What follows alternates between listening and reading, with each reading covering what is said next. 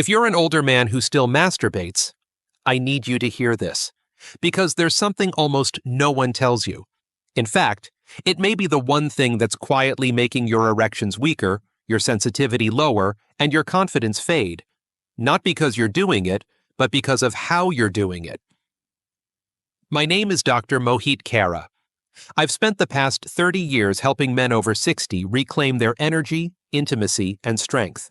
And I can tell you, this is one of the most common, yet least understood issues I see every week in my clinic.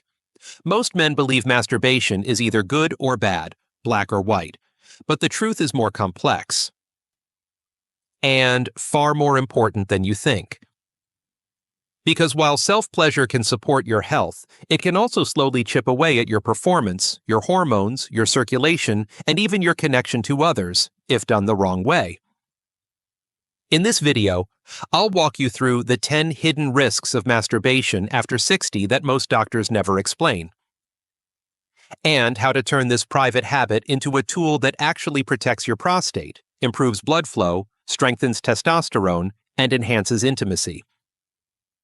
And before we finish, I'll also share the natural 7-second technique I give my patients to help restore firmness and drive, safely, powerfully, and without prescriptions. Let's begin, because your health and your confidence deserve the truth. Before we get started, if you haven't subscribed yet, go ahead and tap that button.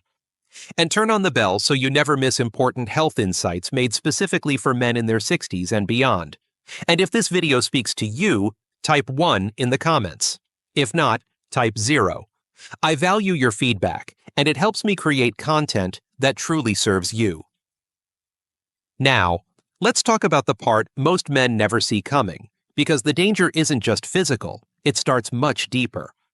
The first hidden risk of masturbation after 60 is one I've seen silently erode the emotional well-being of countless men. And yet, no one warns you about it. It's not about your body. It's about your connection to the world around you. Risk number 1, social isolation. I remember sitting across from a patient of mine, a retired high school teacher, 67 years old. He had that quiet look in his eyes, the kind of heaviness that doesn't come from age, but from being unseen. After a few minutes of small talk, he leaned in and said, "Doc, I haven't touched another person in months, but I still take care of things on my own. Is that bad?" That question stuck with me, not because of the act itself. There's nothing inherently wrong with self-pleasure. In fact, when it's done with intention and balance, it can be a healthy part of a man's sexual life.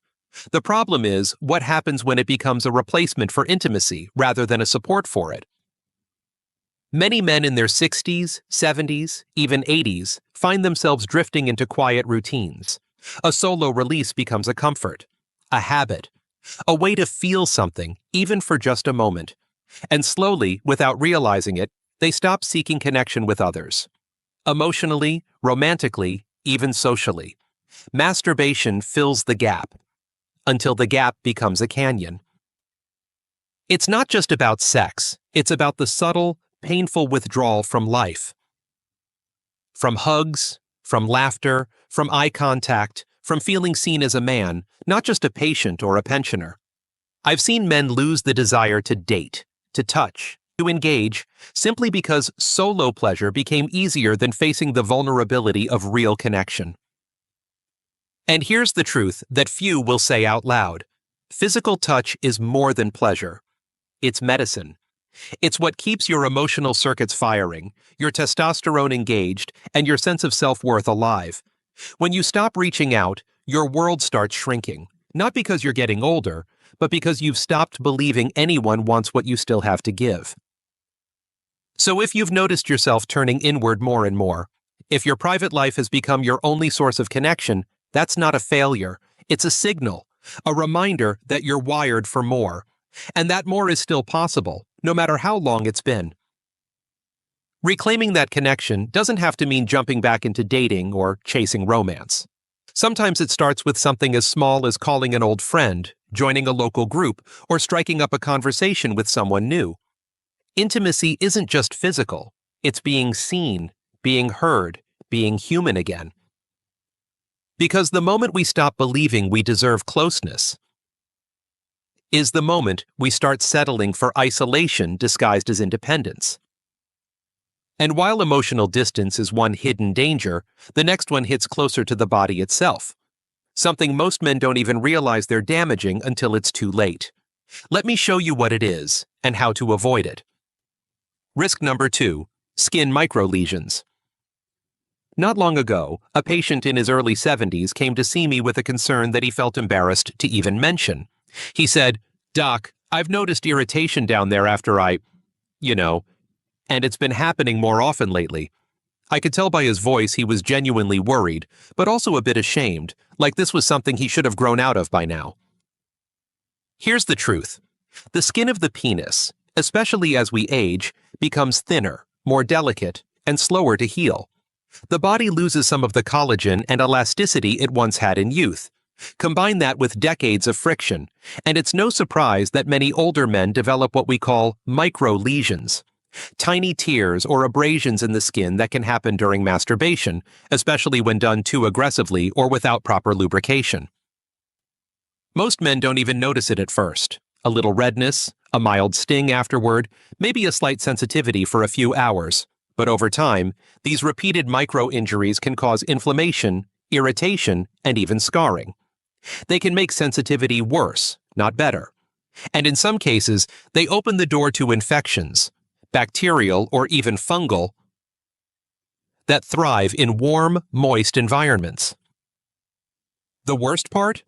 Many men think the discomfort means something is wrong with them, with their hormones or their nerves, when really it's just their technique that needs adjusting. Masturbation isn't supposed to hurt, and if it does, it's not a sign you're broken. It's a sign your approach needs to evolve with your body. So what can you do? First, be gentle. You're not 25 anymore. And that's not a weakness.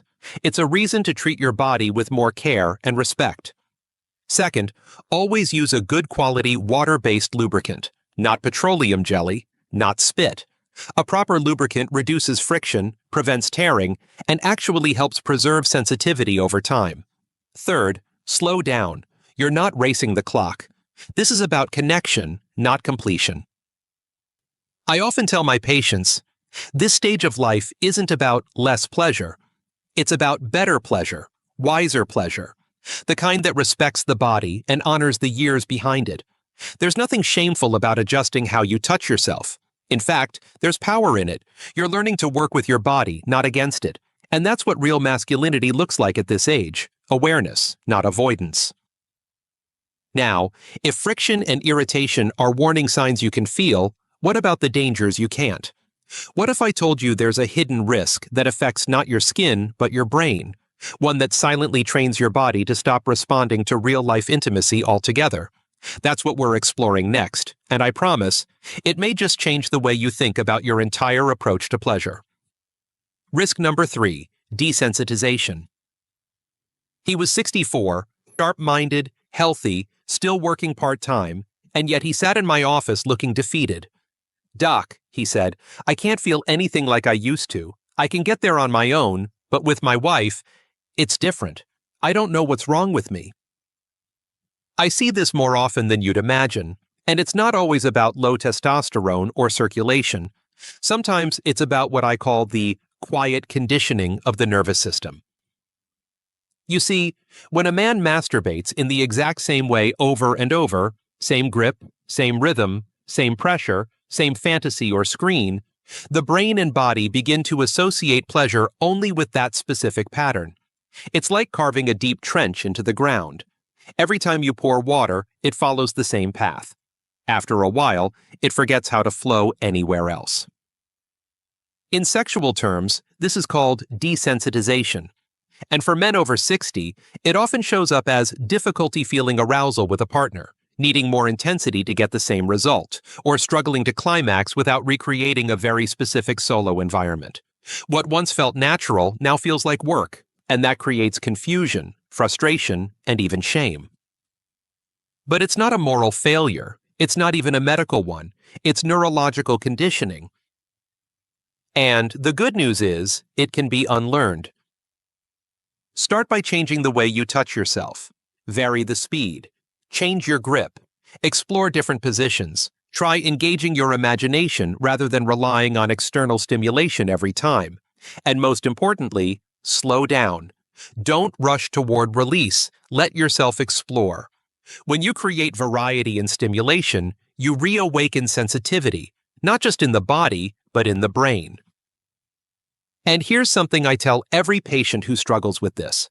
Your nervous system is not broken. It's just been overtrained in one direction. What it needs isn't shame, it needs patience, permission, and time to reset. I've watched men restore connection with their partners after years of numbness simply by practicing differently. They didn't need pills or procedures. They needed permission to explore themselves with curiosity, not urgency. This risk is subtle, and that's what makes it dangerous. Because you might not even realize it's happening until the distance between you and your partner feels too wide to cross. But the bridge can be rebuilt. And it starts by retraining how you respond to pleasure, both alone and with someone else.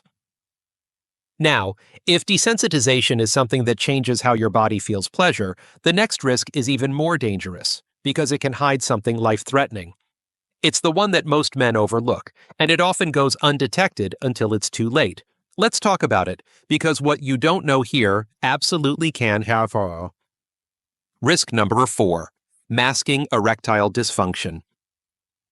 I once had a man in his late 60s come see me after putting it off for almost a year.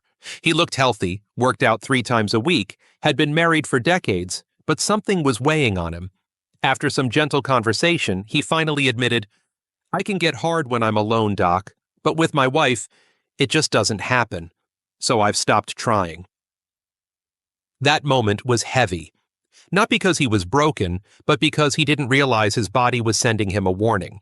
What he thought was a minor intimacy issue was actually the early signal of something much deeper. Possible vascular disease, blood sugar imbalance, or hormonal decline.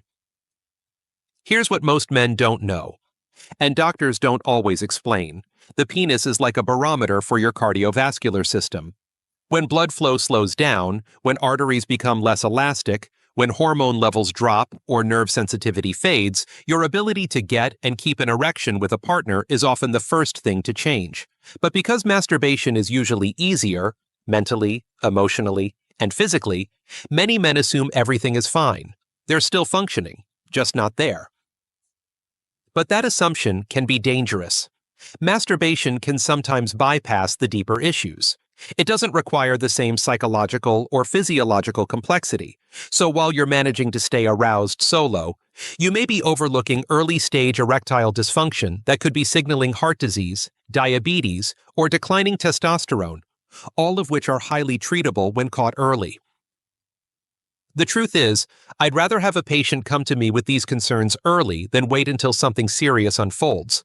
Because when addressed in time, we can improve circulation, restore hormonal balance, and even reverse many of the causes of ED, without aggressive medications or surgery. And here's something I want every man over 60 to hear. There's no shame in needing help. What's dangerous is waiting. What's risky is silence. If you notice a pattern, erections that are less firm, that don't last as long, that disappear with a partner but stay during solo time, that's not something to ignore. That's something to explore with a trusted physician who sees you as a whole person, not just a symptom. You deserve a full life, not a workaround, and masking the issue with solo habits only delays the healing you're fully capable of. Now, if this risk hides within your blood flow and hormones, the next one comes from something even more surprising, something as simple as how you're sitting. And believe it or not, the position you're in could be quietly damaging a key nerve that affects pleasure, sensation, and long-term pelvic health. Let me show you how to avoid it. Risk number 5. Nerve compression from poor posture. A few years ago, I met a man in his early 70s. He came in complaining of a dull, persistent numbness around his groin that had slowly gotten worse over the past 6 months. He thought it might be a circulation issue, or maybe his age finally catching up to him. But after a full evaluation, I realized it wasn't vascular. It was neurological. The culprit? Something deceptively simple: how he was sitting. What most men don't realize is that posture, especially during masturbation, plays a major role in nerve health. Many older men spend more time seated, in recliners, office chairs, or hunched over in quiet privacy. And while that might seem harmless, the pressure from sitting on hard surfaces or in a slouched position can slowly compress the pudendal nerve, the nerve responsible for sensation in the penis, perineum, and surrounding pelvic floor. Over time, that compression can lead to numbness, tingling, loss of sensitivity, and even pain during or after sexual activity. It often starts subtly. Maybe you feel a little less responsive, or there's a strange buzzing sensation. But if left unaddressed, this can become chronic and harder to reverse. It's frustrating because most men think the problem lies in their hormones or their desire, when in fact it's simply a mechanical issue. But the good news is, once you understand it, it's easy to correct. The solution starts with awareness. Avoid masturbating while sitting on hard chairs or slouching forward. Instead, choose a reclined or lying down position where your spine and pelvis are supported. A pillow under your knees can take the pressure off your lower back and help open up the pelvic area. Also, take regular breaks from sitting throughout the day. Stand up, stretch, let the blood flow. Your nervous system needs movement just as much as your muscles do. I always tell my patients, comfort isn't a luxury, it's a form of protection. The way you position your body during private moments says a lot about how you're treating your long-term health. When you give your nerves room to breathe, you give your body permission to feel again. It may seem like a small thing, but these small habits add up. And when you feel numb where you used to feel alive, it's not just physical. It touches your sense of masculinity, your confidence, your connection to yourself. Now, while posture can quietly affect sensation, the next risk dives into something even more subtle, something many men turn to in moments of stress, loneliness, or boredom. It may seem harmless at first, even helpful, but over time, it can become a hidden emotional trap. Let's talk about what happens when masturbation stops being physical and starts becoming your only form of escape. Risk number 6, using it as your only emotional outlet. A man in his late 60s once sat across from me and said, almost in passing, "Some days, I just get tired of feeling things. Masturbation helps me shut it off." He wasn't talking about lust. He was talking about loneliness, about stress, about boredom, about that dull ache in the chest that builds when no one calls, no one checks in, and the days all start to feel the same. And I understood him. Because for many men over 60, especially those who are retired, widowed, or living alone, masturbation becomes more than physical release. It becomes a kind of escape, a way to regulate emotions that feel too heavy to carry. You're not chasing pleasure, really, you're chasing relief. You're trying to quiet the noise. The truth is, self-pleasure can temporarily reduce stress by lowering cortisol levels. It creates a brief chemical cocktail of dopamine, oxytocin, and prolactin, hormones that make you feel calm, safe, and even loved. But when it becomes the only emotional outlet, it can slowly turn into a form of avoidance. Instead of facing the deeper feelings, sadness, grief, frustration, even restlessness, you numb them with sensation. And what starts as a coping mechanism can quietly become a dependency. You might not even realize it until you skip social outings, avoid phone calls, or lose interest in hobbies, all because it's easier to just stay home and feel that brief sense of control. I want to be clear, there is no shame in needing comfort. Every man, regardless of age, needs ways to deal with emotional stress. But if masturbation is the only lever you're pulling, it may be time to expand your emotional toolkit. Start with small steps. Talk to someone, friend, a counselor, or even a support group. Move your body, get outside. Create new routines that involve more than just solitude. Find new rhythms that help you feel alive, not just distracted.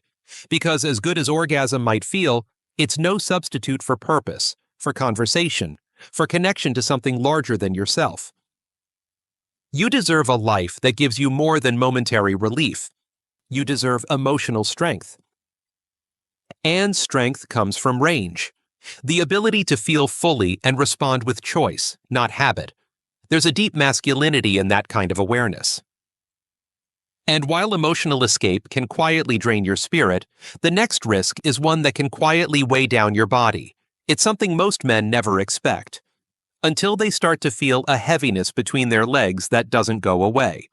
Let's talk about what happens when there's too much of a good thing, and how to bring your body back into balance. Risk number 7, guilt or shame.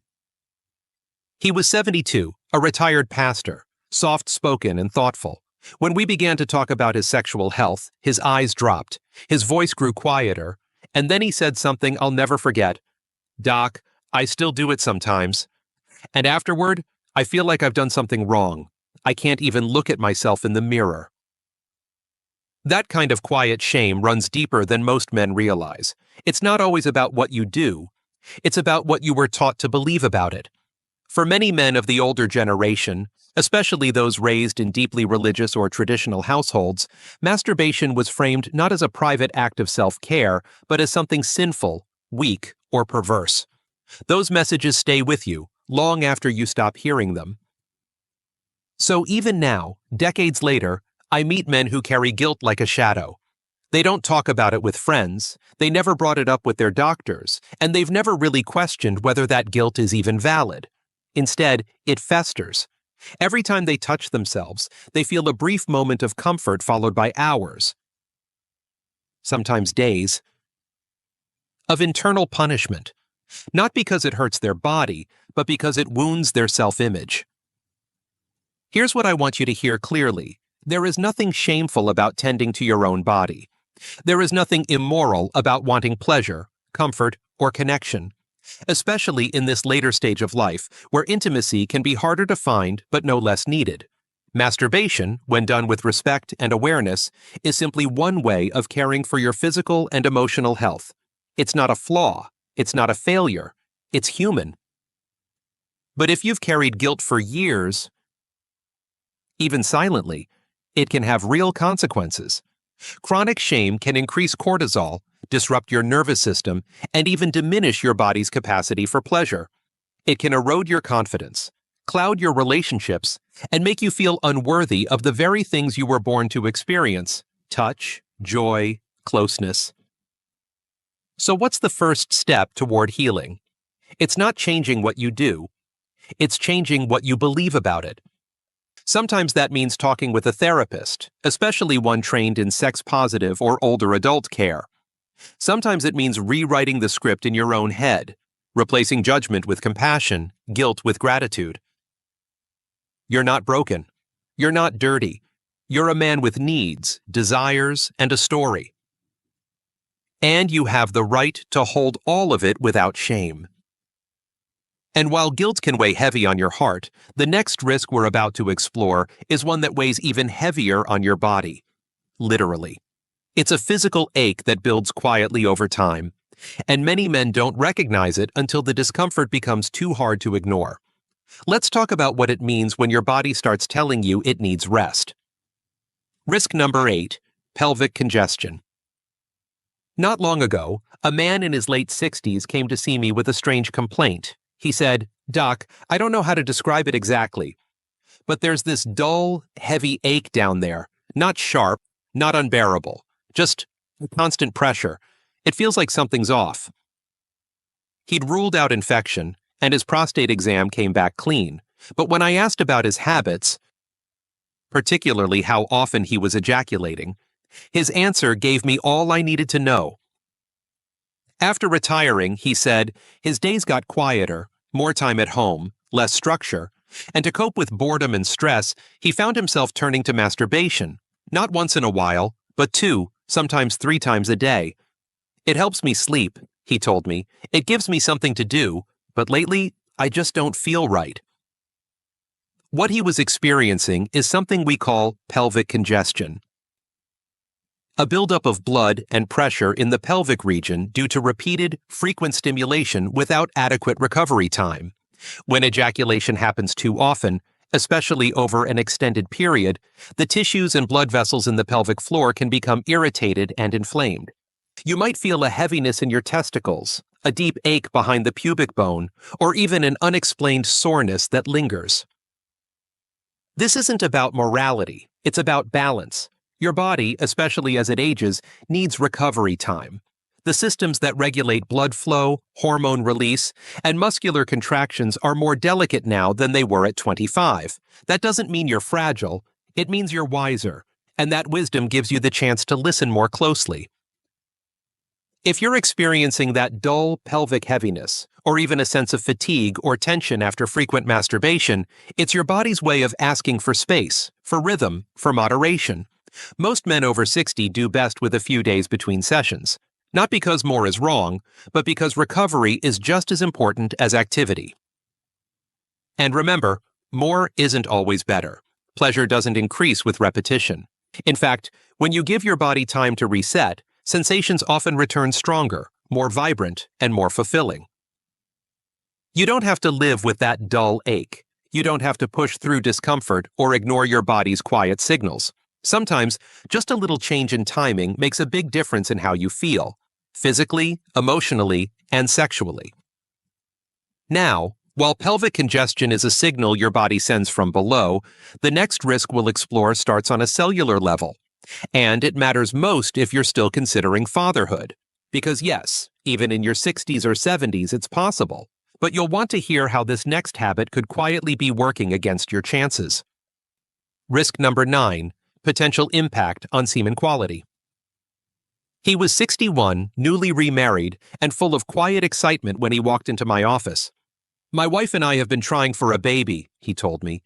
"She's younger, and we're hopeful. But it's been 6 months now, and nothing." He wasn't panicked. Not yet, but I could feel the weight of his hope and the pressure to meet it. After reviewing his labs and lifestyle, everything looked fairly solid. Good hormone levels, no major health red flags, but when I asked about his ejaculation habits, he paused. "Pretty often," he said, "every day, sometimes more. It helps me relax, and I figured the more the better, right?" That's a common belief, but when it comes to fertility, it's not quite that simple. See, while frequent ejaculation isn't harmful to most men, it can temporarily reduce semen quality, particularly sperm concentration. That means that even though your body is producing sperm, it may not be giving each sample enough time to replenish at optimal levels. Especially for men in their 60s and beyond, when natural sperm production is already slowing down a bit, this can matter more than most people realize. Now, this isn't to say that daily ejaculation will destroy your fertility, not at all. But if you and your partner are actively trying to conceive, timing matters. Quality matters. And surprisingly, moderation can actually improve your odds. Research has shown that an abstinence period of 2 to 5 days before attempting conception tends to result in the highest sperm concentration and motility. It's about giving your body time to restore its resources and deliver the best it can. This is where awareness becomes power. Many older men are still fully capable of fathering children, and many do. But it requires understanding how the body functions now, not how it functioned at 25. Fertility isn't just about desire, it's about biology, timing, and being intentional with your habits. So if creating life is still something on your heart, or even just a possibility you want to preserve, then consider adjusting your routine. You don't need to abstain forever. Just give your body time to prepare, to rebuild, to deliver what's needed when the moment is right. And remember, your ability to create life isn't just physical. It's emotional. It's energetic. It's a symbol of the vitality still alive in you. Now, while this risk only applies to a specific goal, fatherhood, the final risk is one that affects nearly every man, whether you're trying to conceive or not. It doesn't show up in your body right away. It starts in your brain. And if you're not careful, it can change the way you see women, yourself, and the very meaning of intimacy. Let's talk about it.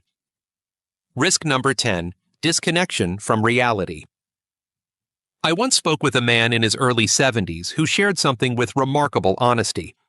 "It's not that I don't want intimacy with a partner," he said.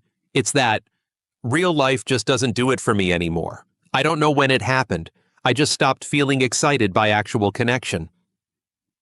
That moment stayed with me, because what he was describing wasn't erectile dysfunction, it wasn't low testosterone, it was something more subtle, and in many ways, more damaging.